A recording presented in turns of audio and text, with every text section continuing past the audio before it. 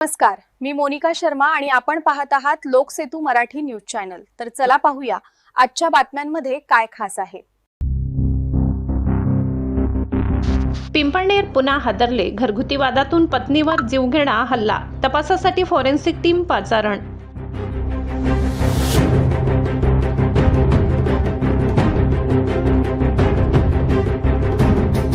Pimpalner police ठाण्याच्या हद्दीत माणुसकीला काळीमा फासणारी एक संतापजनक घटना समोर आली आहे। घरगुती वादाचे रूपांतर हिंसक वळणात झाले असून पतीनेच आपल्या पत्नीवर धारदार शस्त्राने हल्ला केला। गोरख महाले नावाच्या संशयित आरोपीने आपली पत्नी यशोदा माहेरी एकटी असताना तिच्यावर गंभीर वार केले। या दुर्दैवी घटनेत यशोदाच्या डोक्याला मोठी इजा झाली असून सध्या ती धुळे येथील शासकीय रुग्णालयात मृत्यूशी झुंज देत आहे। विशेष म्हणजे पिंपळनेर शहराच्या परिसरात घडलेली ही गेल्या काही दिवसातील तिसरी घटना असल्याने संपूर्ण परिसरात चिंतेचे वातावरण पसरले आहे। घटनेचे गांभीर्य ओळखून उपविभागीय पोलीस अधिकारी संजय भांबडे आणि सहाय्यक पोलीस निरीक्षक किरण बर्गे यांनी तातडीने घटनास्थळी धाव घेऊन पाहणी केली। तसेच पुराव्यांच्या संकलनासाठी फॉरेन्सिक टीम देखील घटनास्थळी दाखल झाली असून तांत्रिक तपास सुरू करण्यात आलाय।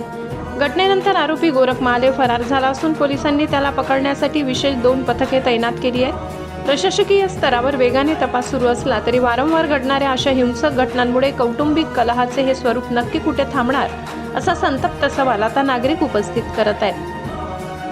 नमस्कार, मी सहाय्यक पोलीस निरीक्षक किरण बर्गे, पिंपळनेर पोलीस स्टेशन। आज 11:30-12 दरम्यान आम्ही पोलीस स्टेशनात हजर असताना आम्हाला माहिती मिळाली की रामनगर इथे एक महिला रक्तबंबाळ परिस्थितीत ओट्यावर पडलेली आहे। त्या क्षणी आम्ही रामनगर येथे रवाना झालो व तिथे जाऊन पाहिले असता ती महिला पूर्ण रक्ताच्या थारोळ्यात पडलेली होती। तेव्हा तिला उचलून आम्ही ग्रामीण रुग्णालय पिंपळनेर येथे दवाखान्यात ऍडमिट केले। तेव्हा तिच्यासोबत संवाद साधताना कळाले की तिच्या पतीने तिला मारहाण केलेली होती व ती जास्त बोलू शकत नसल्याने कशामुळे मारहाण झाली याबाबत माहिती मिळाली नाही। परंतु त्या आरोपीचा फोटो, पतीचा